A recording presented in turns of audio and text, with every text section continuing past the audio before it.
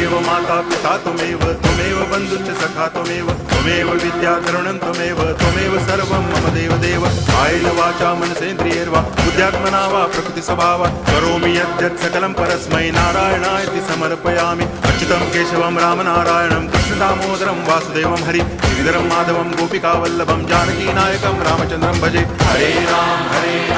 Ram Ram Hare Hare Hare Krishna